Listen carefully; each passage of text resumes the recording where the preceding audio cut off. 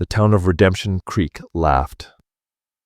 They laughed long and hard when Clara Wildridge, the woman they called the Eastern Spinster, dragged the wounded Apache from the dry creek.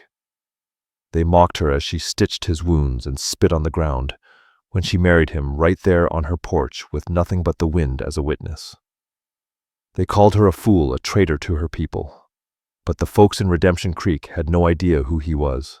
They didn't know the secret he carried, a secret that would either shatter their world or make him a king. The laughter. Well, it was about to choke in their throats. Redemption Creek, Arizona Territory, 1883. The town was a dust-riddled scab on the high desert, full of men who had run out of luck and women who had run out of options. And then there was Clara Wildridge. Clara was an outcast by choice, which made her an outcast by force. She'd come from Philadelphia 3 years earlier, a trained nurse with a small inheritance, hoping the dry air would save her younger brother from consumption. It hadn't worked. When he died, Clara stayed. But she never belonged. She was too educated, too quiet, and she didn't attend the town's weekly gossip sessions. She lived in a small, fortified adobe house a couple miles out of town, tending to her garden and nursing her grief. The town, under the unwavering control of Trent Holloway, the banker and landowner, tolerated her. She was the one they called when a fever spiked or when a bone needed setting. They used her skills but despised her independence. The laughter started on a Tuesday in July. Clara was returning from the mesas carrying a basket of bitter root when she saw the buzzards. They circled low near the dry creek bed. She found him collapsed against a sandstone bluff, a dark stain spreading from his side. He was Apache. Chiricahua, judging by the beaded moccasins and the set of his jaw, even in unconsciousness. He was dehydrated, feverish, and suffering from a deep bullet wound in his left side. Clara was a healer. She saw only the wound. She lifted him onto her mule and painfully slowly brought him back to her home. News spread faster than wildfire. By evening, a group stood on her porch. It wasn't a social visit. Trent Holloway stood at the front, flanked by the Cutter brothers, Jeb and Lyle, 2 hired guns who worked as his deputies. Sheriff Eli Dawson, a man whose spine seemed made of wet paper, lingered at the back. "Miss Wildridge," Holloway said, his voice smooth, oily, the kind of baritone that made the hairs on the back of your neck stand up. He was a large man, always wearing a fine wool suit, despite the heat. "It has come to my attention that you're harboring a fugitive." "I am tending a wounded man, Mr. Holloway," Clara said, her hands tightly clenched. She stood in the doorway, blocking their view. "That man is a savage, likely from the band that's been raiding freight wagons near the pass," Holloway sneered.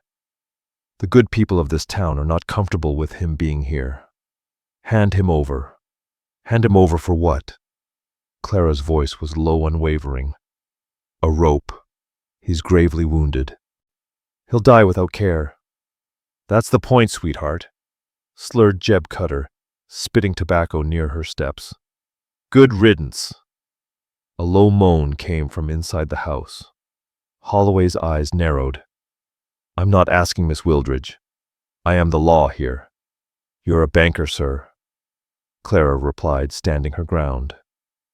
"Sheriff Dawson is the law. And unless he has a warrant for a man he's never seen for a crime you've only just invented, you will leave my property. Sheriff Eli Dawson had the decency to look ashamed. "Clara, maybe it's best. For the town's peace." "There is no peace in murder," Clara said firmly, stepping back and closing the door. She heard Holloway's furious, muffled oaths. "This ain't over, Wildridge," he shouted. "When he scalps you in your sleep, don't come crying to us." The laughter followed, cruel and high-pitched, mostly from the Cutter brothers, but Holloway's deep chuckle anchored it. It echoed across the small yard, a sound of pure, unadulterated scorn. They rode off, leaving Clara alone with the dying man and the town's judgment. For 3 days the man hovered between life and death. Clara worked tirelessly, cleaning the wound, forcing broth and willow bark tea between his cracked lips. He was young, perhaps 25, with a strong, noble face beneath the grime and a strange crescent-shaped scar on his left cheek. In his delirium, he spoke not in Apache, but in perfect, unaccented English. "The water. It hides the door," he murmured, thrashing. "Jedediah's folly." "No, Jedediah's faith," Clara whispered softly. On the fourth day, the fever broke. His eyes, dark as obsidian, opened and focused on her. They held no fear, only an assessing, intelligent light. "You saved me," he rasped. "I stopped the bleeding." Clara corrected, offering him water. "The rest was up to you. Who are you?" "Why were you shot?" Clara asked, her voice trembling with curiosity and concern. "My name is Ona Swiftwater," he replied, his voice growing stronger with each breath. "I was searching for a place. The men who shot me, they were wearing miner's boots. They wanted what I have." "What do you have?" Clara inquired, trying to understand. Onas touched a small, beaded medicine pouch around his neck. "A memory." And their conversation was interrupted by the sound of approaching riders. It was Trent Holloway again, and this time he'd brought half the town. "Clara Wildridge," Holloway bellowed. "You have one last chance. Bring out the savage or we burn you out." Clara's face went pale. Onas, hearing the threat, pushed himself up on one elbow, his hand instinctively reaching for a knife that wasn't there. "They will kill you," he said flatly, his tone cold. His tone, and then me. "They will not," Clara said quickly, her mind racing. She was a woman alone. She had no legal standing, but a married woman. A married woman's property was her husband's. A married woman was not alone. It was a desperate, insane gamble, but she was out of options. She turned to Onas, her eyes fierce. "Onas, do you understand the white man's law?" "I understand it is changeable," he said, staring at her in confusion. "Under our law, a man and woman can marry by declaration, by mutual consent in front of witnesses." "You have no witnesses," he pointed out. "They are our witnesses," she cried, gesturing toward the mob outside. "They are here to see it." She grabbed her father's heavy Bible from the shelf. "What are you doing?" he asked, stunned. "Saving our lives." "Do you consent, Onas? Do you take me, Clara Wildridge, as your wife?" Onas stared at her, not seeing madness in her eyes, but something else, a brilliant, desperate courage that matched his own. A slow, pained smile touched his lips. "I do. And I," she said, her voice rising, "take you, Onas, as my husband." She threw open the door. Trent Holloway, his hand raised to knock, froze. The entire mob went silent. Clara stood on the porch, rifle in one hand, Bible in the other. Onas, pale and sweating, stood framed in the doorway behind her, his hand resting on her shoulder. "Mr. Holloway," Clara announced, her voice ringing in the sudden quiet. "You are trespassing on the property of Mr. and Mrs. Ona Swiftwater. You and you, Mr. Cutter, are witnesses to this union. I demand you respect the sanctity of our home." The silence was absolute. Then it broke. Mabel Cross, the town's chief gossip, let out a strangled shriek that turned into a wild, hysterical laugh. "Married him! She married the savage!" The laughter that followed was 1,000 times worse than the storm of mockery that washed over Clara. Men held their sides. Women hid their faces in their hands, weeping with mirth. "She's lost her mind. Married a redskin. The spinster finally got a man and engine."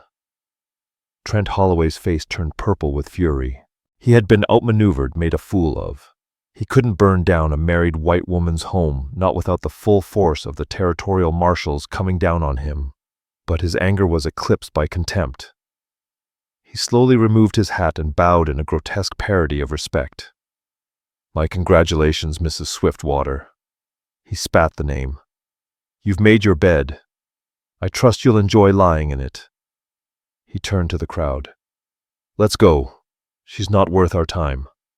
She's Apache property now, and laughter followed them all the way back to town, leaving Clara and Onus standing on the porch bound by a vow that was both a shield and a cage.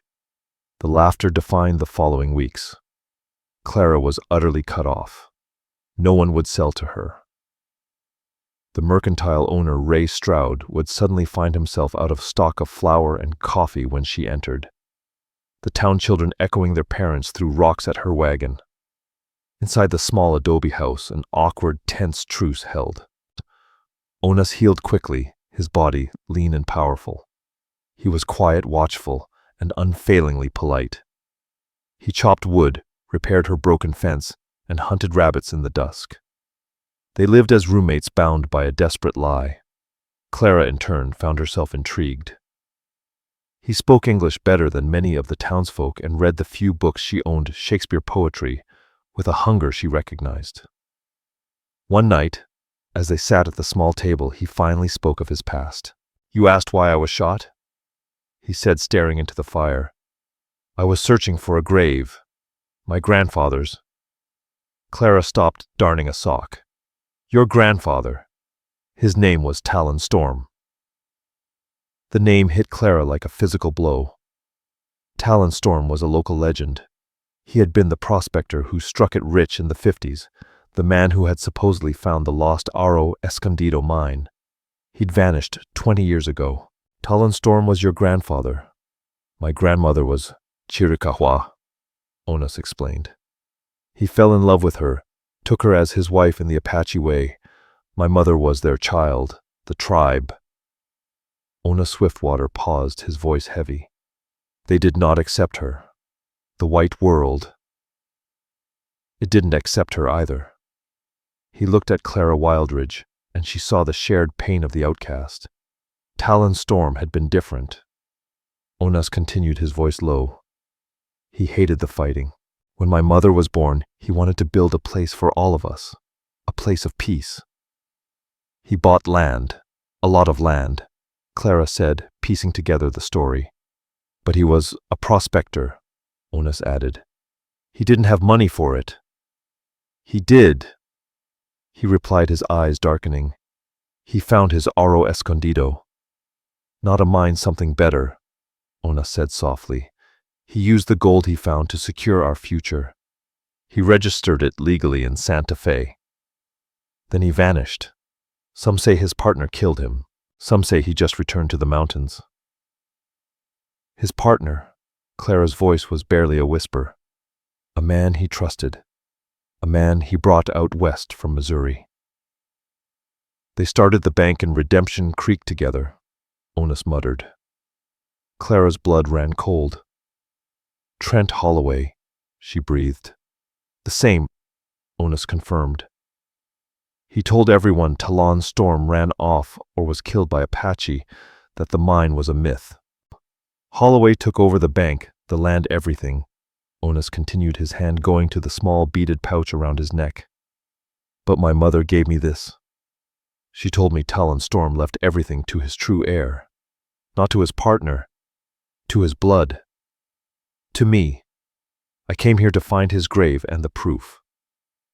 What proof? Clara asked, her mind spinning. A map, a deed, something. The men who shot me. I think Holloway sent them, Onus said softly. He must have known I was in the area. Clara's mind was racing, her heart pounding. The man she had married, the wounded Apache, the town had laughed at, was the heir of Talon Storm.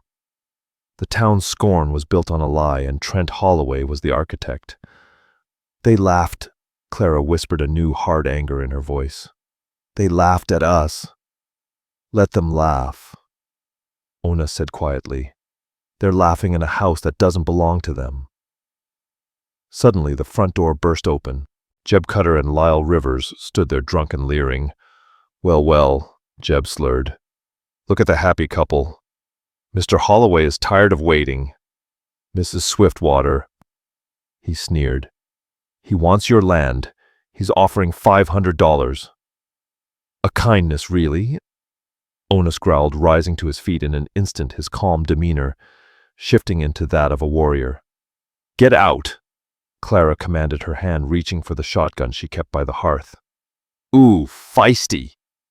Lyle laughed. Maybe we'll take a look around first.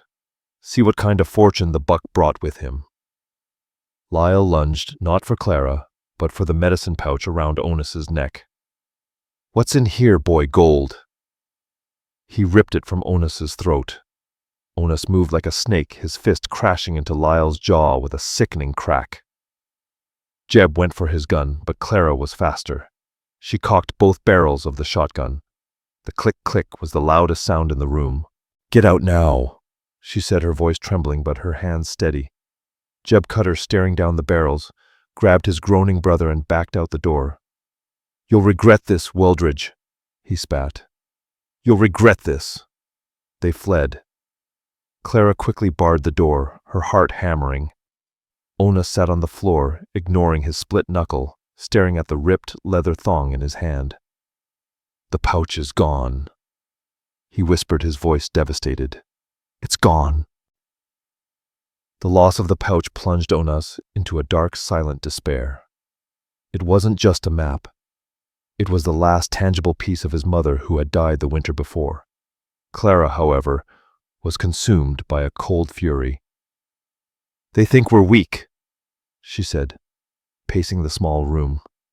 They think they can just take what they want. They're wrong. They have the pouch, Onus said, his voice hollow. They have one. One what? Clara snapped. A beaded pouch. What was in it? Tell me exactly. Tatenda. I don't know, he admitted. My mother gave it to me. She said, this is your truth. Do not let them take it. I thought she meant the pouch itself. Clara stopped pacing. Onus, the Cutter brothers are stupid men. They're expecting gold or a map with an X on it when they open it and find, what, some dried herbs, a bird feather, a smooth river stone. Onus Swiftwater murmured. And something else, something wrapped in cloth. They'll be furious, Clara said, her mind working quickly. They'll come back and Holloway will be with them. He'll know what it is. She looked at Onus. His powerful frame slumped in defeat. Onus, what exactly did your grandfather do? What was his folly?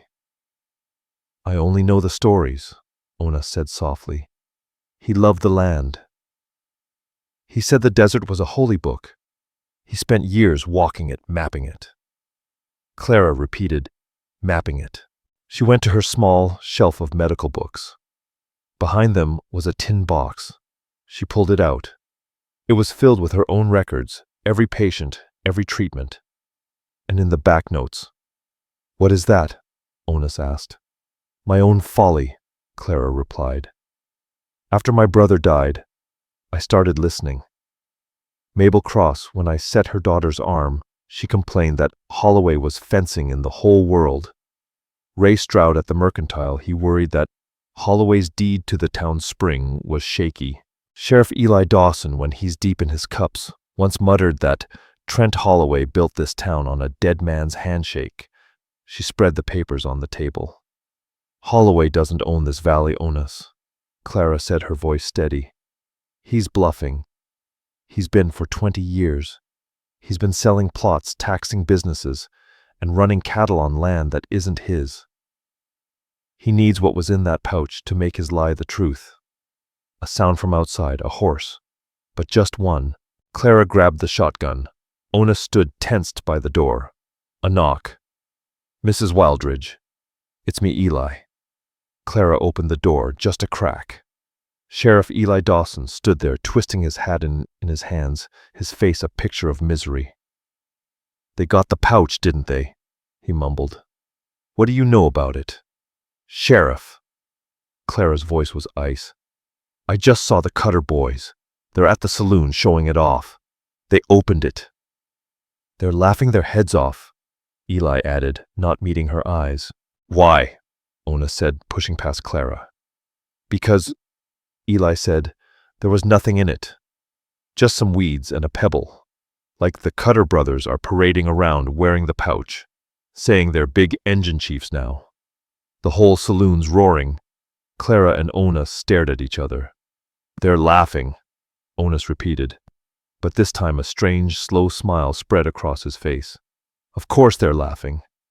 What is it? Clara asked. Onas looked at Eli. Thank you, Sheriff. You've been a great help. He gently closed the door in the confused sheriff's face.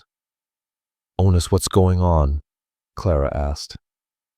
The despair was gone from his eyes, replaced by something Clara hadn't seen before, a light she didn't recognize. He took the bait, Onas said, his voice calm now. He took the bait. What bait? Clara asked. My mother was no fool. She knew I might be caught. She knew I might be weak. He walked to the fireplace. The pouch was a decoy to protect the real proof. Where? Clara breathed. Onas picked up the wood axe. He walked to the heavy scarred chopping block by the side of the house. With 3 powerful swings, he split the thick log of cottonwood clean in 2. Embedded deep in the heart of the wood, wrapped in oilskin, was a small flat package. My grandfather, Onas said, his hands trembling as he worked the package free, taught my mother many things. One of them was how to hide the truth in plain sight. He brought the package inside and unwrapped it on the table. Clara lit another lamp. It wasn't a map. It wasn't gold. It was a thick, folded piece of vellum yellowed with age. At the top was an ornate seal, the eagle and snake of the Mexican Republic. Below it was a complex map drawn with intricate care outlining a vast, sprawling tract of land. At the bottom, a series of signatures, stamps, and a final clear seal from the United States Territorial Office in Santa Fe, dated 1854, just after the Gadsden Purchase. It was an original validated Spanish land grant. Ranch de la Sombra Dorada, the Ranch of the Golden Shadow, and the name of the legal sole proprietor. Registered and filed, Talon Storm. He didn't just buy a few acres, Clara whispered, her finger tracing the borders. He bought everything. Look, Onas said, pointing to the map's boundary lines. The northern border is the San Pedro River, the west, the Dragoon Mountains, the east, the Chiricahua Range. Clara felt the blood drain from her face. Onas, this valley, our valley. It's all on this map, Redemption Creek, the Spring Holloway's bank. It's all ours. Ona Swiftwater finished speaking. The hidden fortune wasn't a chest of gold. It was the very ground they were standing on, and the wounded Apache was the rightful owner of every last speck of dust in Redemption Creek. The laughter from the saloon was now a distant drunken punctuation in the night. Inside the adobe house, the silence was heavy with the weight of revelation. Clara Wheeldridge, her nurse's mind trained for detail, read the document again and again. It was all there. The original grant from 1821, purchased by Talon Storm from a bankrupt Mexican aristocratic family, the subsequent validation by the U.S. government, which legally bound it under American law, and at the bottom, a handwritten addendum, witnessed and notarized in Tucson. I, Talon Storm, being of sound mind and body, do hereby declare that upon my death all claims, titles, and holdings associated with Rancho de la Sombra Dorada shall pass not to my business partner Trent Holloway, who has proven himself a man ruled by greed, but to the sole issue of my body, my daughter Morning Star, and to her legal heirs in perpetuity. This land is all their fortress against a world I no longer trust. Onas's voice thickened with emotion as he continued. He knew Clara. He knew what Holloway was. This is a legal deed, Onas, Clara said, the enormity of it settling on her. This isn't just a claim, it's ownership. You own the bank. You own the mercantile. You own Trent Holloway's house. Onas looked at the vellum, a history of two peoples, Spanish, then American, all subservient to this one piece of paper. He owns nothing. A cold, hard realization dawned. Onus, if this is real, then every land sale Holloway has made for 20 years is fraudulent. He's been selling land he doesn't own. Onus said he's been charging grazing fees for land that you own, the bank, the loans. It's all built on a lie. This piece of paper, it doesn't just make you rich, Clara. It makes Trent Holloway a criminal.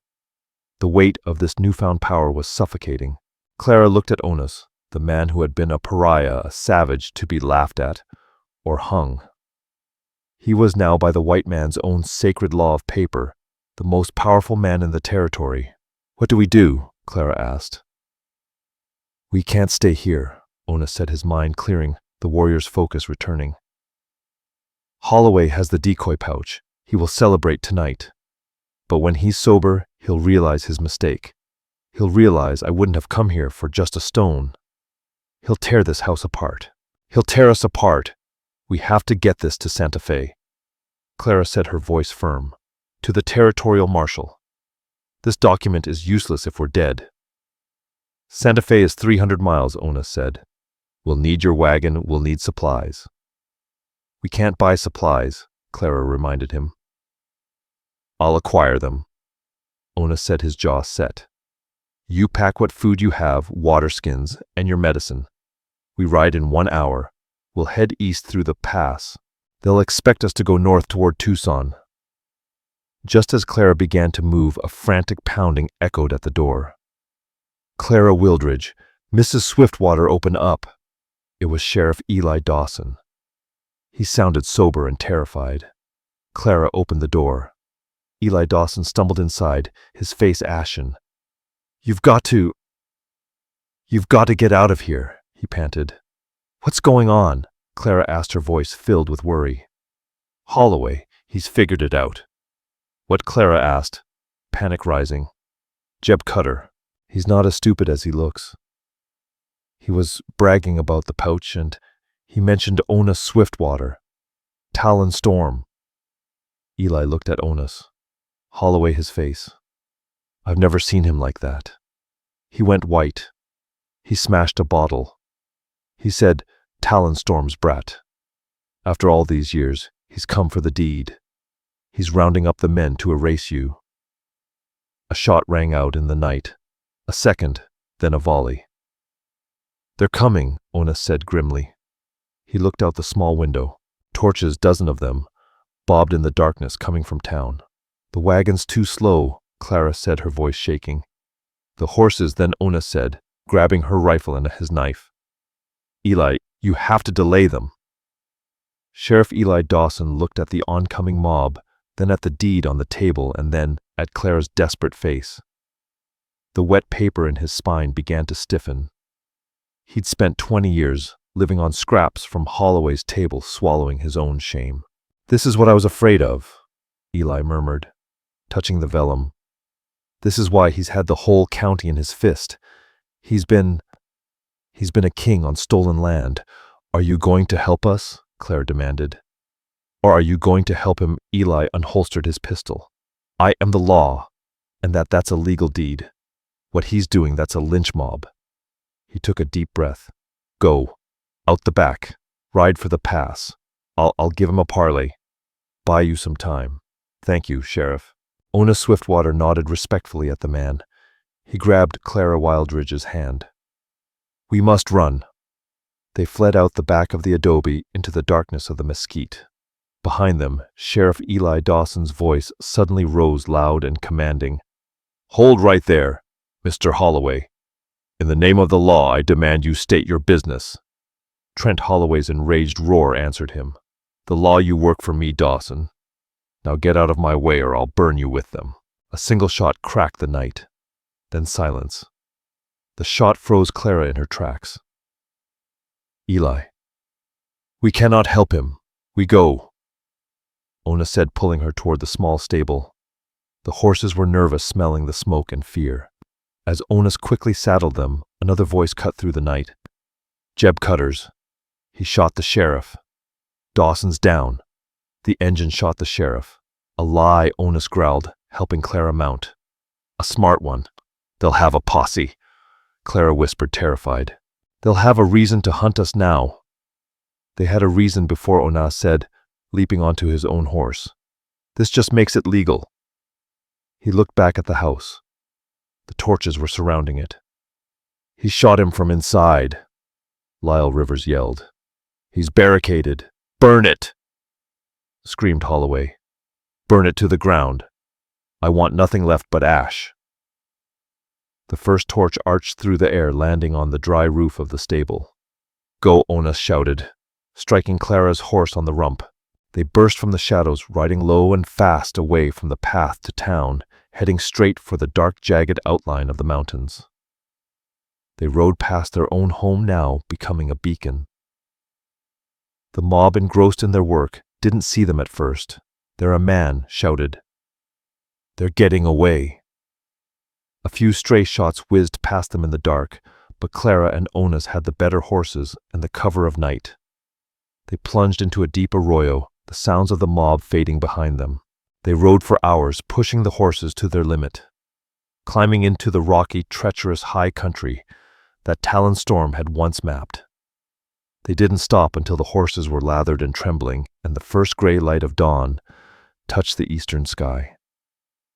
They found a small hidden spring in a box canyon, a place Onas seemed to know. We rest here, he said. Clara nearly fell from the saddle, her body aching. She looked back the way they had come. A thin plume of smoke rose from the valley floor miles away. Her home, her books, her brother's grave, all gone. He burned it all. She wept, the tears finally coming. Onas came to her, his face grim.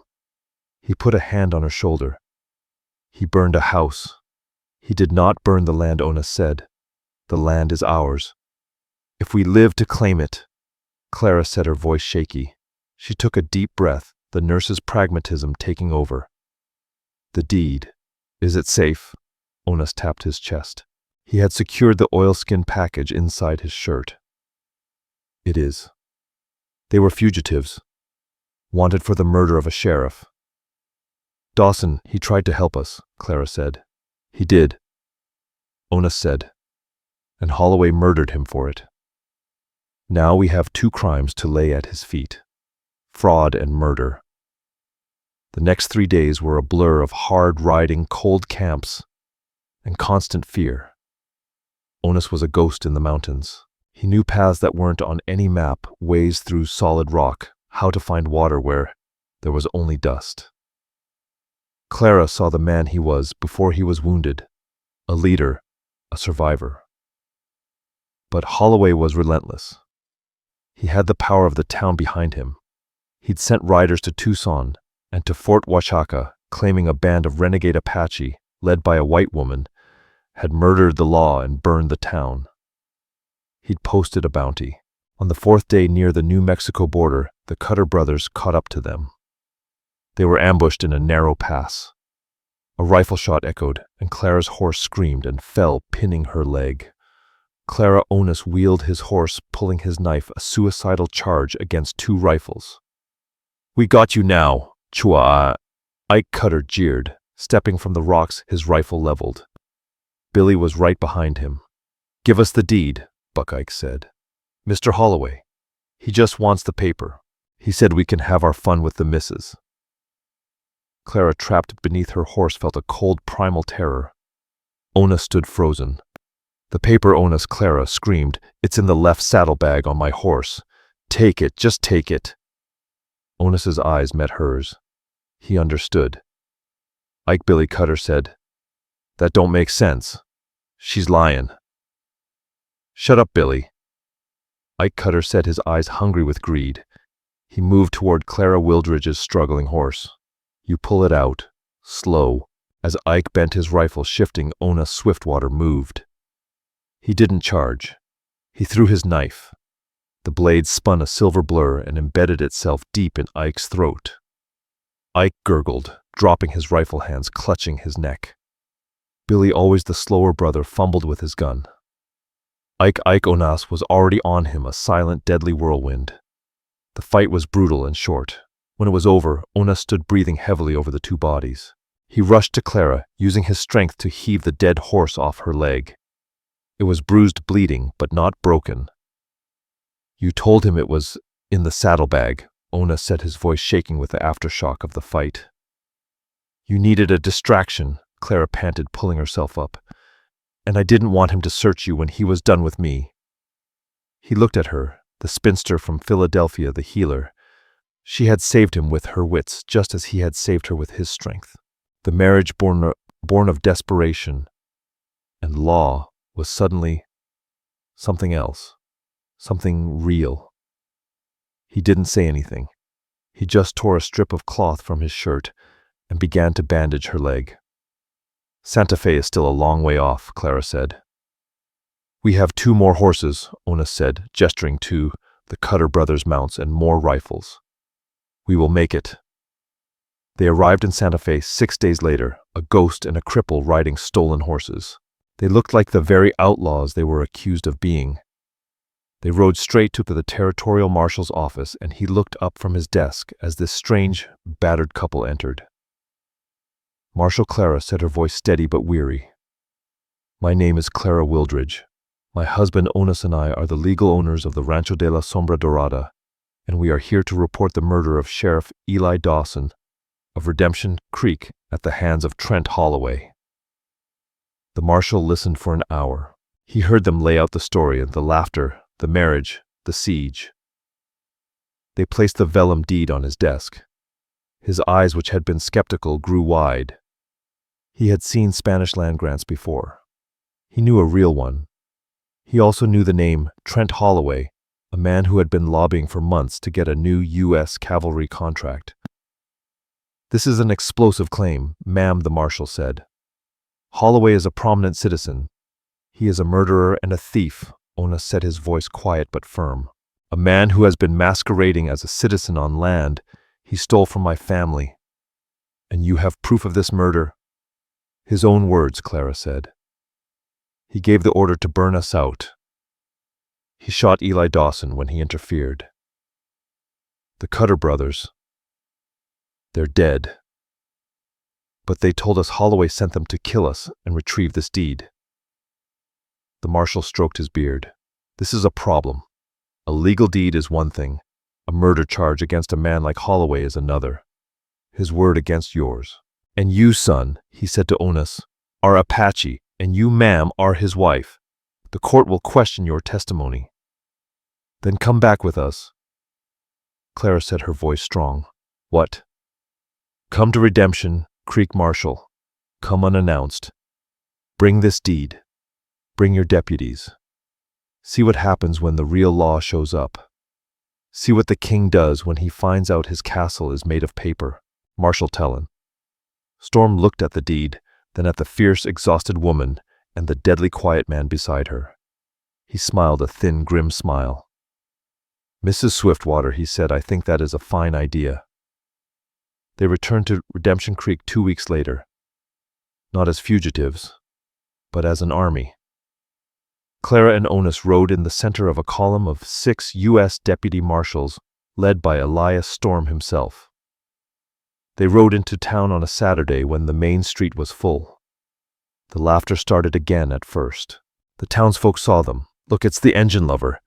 She's back and she brought her buck." But the laughter died instantly as they saw the badges. The men in dusters fanned out, securing the street. Trent Holloway was on the porch of the saloon holding a glass of whiskey. He saw them. He saw Marshal Elias Storm, and his face, which had been so full of fury, went deathly chalky white. He knew. "Trent Holloway." Marshal Storm's voice boomed. "I have a warrant for your arrest." "Arrest Holloway," sputtered, trying to regain his composure. "On what charge?" "This is a misunderstanding, Marshal." "That woman," he sneered. "She's a known liar. And that savage murdered my sheriff." "No, Mr. Holloway," a new voice said. The crowd parted. Sheriff Eli Dawson, his arm in a sling and a heavy bandage around his shoulder, walked slowly onto the street. Eli Dawson. Clara cried out, rushing to him. You're alive, Ona said, stunned. Flesh wound, Sheriff Eli Dawson grunted. Your shot, it went high, Holloway. You were in too much of a hurry. He looked at the mob. I've been recovering at a friend's place waiting. I heard the marshals were in Tucson, sent them a telegram. He pointed a shaky finger at Holloway. That man Trent Holloway shot me, his duly elected sheriff, in the back while I was attempting to stop a lynch mob. I saw it and I'm pressing charges. The town fell silent. That's a lie. Holloway shrieked, his composure shattering. He's in on it with them. They're all thieves. And on that subject, Marshal Talon Storm said we have another matter. The matter of land. He unrolled the deed. By the authority of the United States government and the validation of Spanish land, grant. Rancho de la Sombra Dorada, this document proves that all land in this valley, the town, the springs, the grazing pastures, is the sole property of its legal heir. The marshal looked at the stunned, silent crowd. He pointed to Ona Swiftwater. Mr. Ona Swiftwater, Talon Storm's grandson. If the first revelation was a shock, this was an earthquake. Mabel Cross fainted. Ray Stroud, the mercantile owner, dropped a bag of beans. He owns it, Stroud whispered. He owns my store. He owns my house, another man said. All the laughter, all the scorn, all the mockery had been directed at their landlord. Holloway, seeing it all unravel, made a desperate move. He grabbed for the gun of a man next to him, but he was no gunman. He was a banker. Onus, a warrior, was on him before he could even raise the barrel. He didn't kill him. He didn't even hit him. He just disarmed him, as one would a child, and held him in an iron grip. It's over, Holloway Ona said, his voice calm. As the marshals clapped the irons on the sputtering, weeping, defeated Trent Holloway, the whole town of Redemption Creek just stared.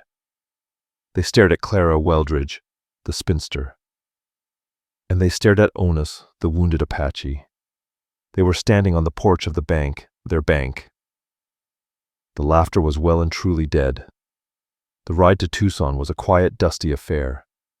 Trent Holloway, bound in the back of a prison wagon, was no longer the roaring lion of Redemption Creek. He was a stooped, gray-faced man, his fine wool suit stained and torn. The power he had wielded, which was as vast and hot as the desert sun, had vanished the moment Marshal Talon Storm unrolled the vellum deed. The trial was a territorial sensation. It was not just the attempted murder of a sheriff. It was the entire audacious unspooling of a 20-year lie. Lawyers from as far as Santa Fe came to examine the Spanish land grant, and all to a man declared it the most ironclad piece of paper they had ever seen.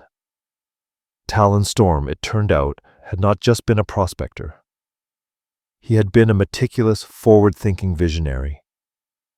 The people of Redemption Creek, those who had formed the lynch mob, were now Holloway's greatest accusers. Faced with the loss of their own homes and businesses, they turned on him with the fury of the betrayed. They testified that he had incited them, that he had promised them the Indian lover's land, that he had fired the shot at Eli Dawson himself. Holloway, stripped of his wealth, his land, and his bought and paid-for allies, had no defense. He was found guilty on all counts: fraud, incitement to riot, attempted murder. The judge, his voice echoing in the packed courtroom, sentenced him to life in the Yuma Territorial Prison. Trent Holloway, a man who built a kingdom on stolen earth, would die breaking rocks in the sun, a prisoner of the very territory he sought to rule.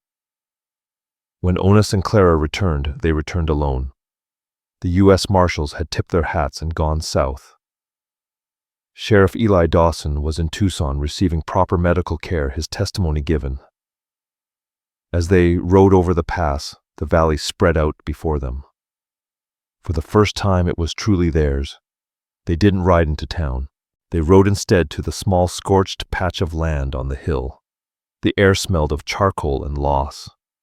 The adobe walls had crumbled. The small stable was nothing but a pile of gray ash. Clara dismounted, her movement stiff. She walked through the ruins of the life she had built. There was the twisted, blackened iron frame of her bed. There the shattered, melted remains of her glass medicine bottles. And there a pile of wet, burnt paper was the ruin of her father's Bible and her few precious books. She knelt touching the charred spine of a Shakespeare volume, and the tears she had held back for weeks finally came. This was the true cost. Holloway had taken her past her brother's memory, the one place she had felt safe. Ona stood beside her, a silent, powerful presence. He did not offer empty comforts. He waited, his eyes scanning the destruction. He looked at the foundation stones of the house, blackened but solid. He bent and picked up a heavy piece of sandstone still intact. "The fire," he said, his voice quiet but clear, "cannot burn the stone. He burned the wood, Clara. He burned the paper. Ona Swiftwater did not burn the foundation." Clara Wildridge looked up, her tears streaking the soot on her face. Onas held the stone out to her. "This is ours," he said. "The land is ours. The stone is ours. We will build a new house," he continued, his voice steady. "A real house. One that the wind cannot move and the fire cannot take." Clara took the stone. It was heavy and real. It was a promise. She nodded, wiping her eyes. "Yes," she whispered. "Yes, we will. With stone." They made camp on their hill that night, a single campfire where a house had once stood. The smoke from their fire was a signal, a beacon visible to the entire town. In Redemption Creek, panic had set in. "He's back," Ray Stroud muttered, staring up at the distant fire.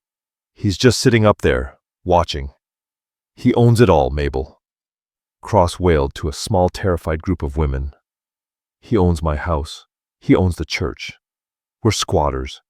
He'll give it all to the Apache. We'll all be murdered in our beds." The laughter had curdled into a cold, visceral terror. Every joke, every jeer, every savage and spinster they had ever uttered now seemed like a nail in their own coffins. They were at the mercy of the two people to whom they had shown no mercy at all. For 2 days they waited. And for 2 days, Onas and Clara stayed on their hill, a king and queen, surveying their new, unruly domain.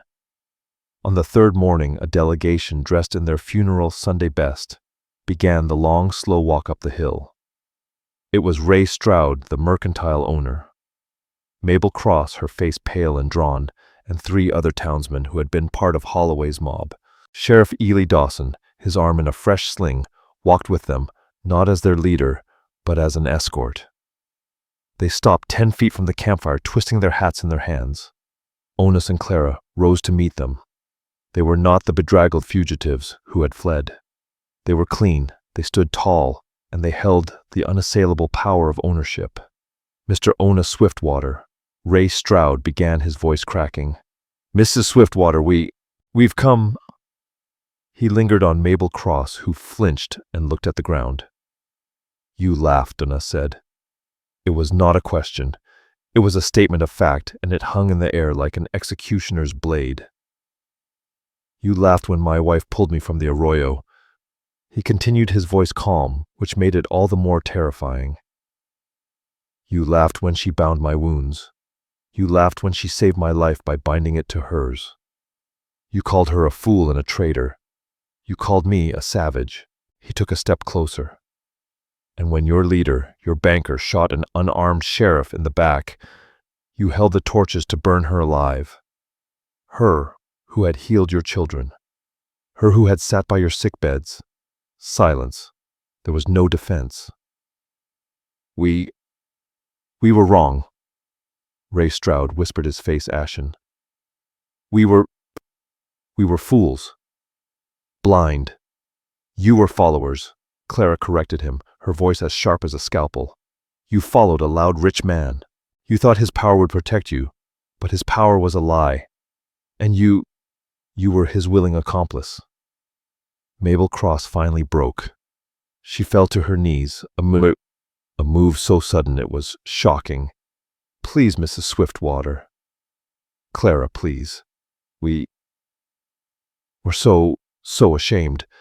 We were just so wrong. Please don't cast us out." We have nowhere to go. This is our home." The plea home hung in the air. Onus looked at Clara, a long, silent conversation passing between them.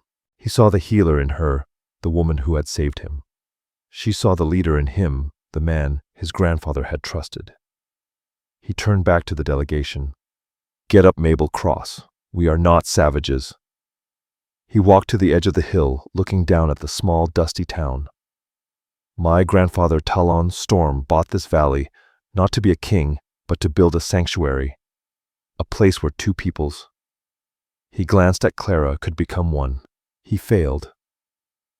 Trent Holloway turned his dream into a prison. "We," he said, gesturing to himself, "and Clara will honor his dream." A sob of relief escaped Ray Stroud, but Onus's voice hardened. "On your terms, on ours," he laid out the new law of the valley. "You may keep your homes, you may keep your businesses. You are not owners, you are tenants. You will lease the land from the Rancho de la Sombra Dorada." Lease, Ray Stroud asked, his merchant's mind latching on to the word.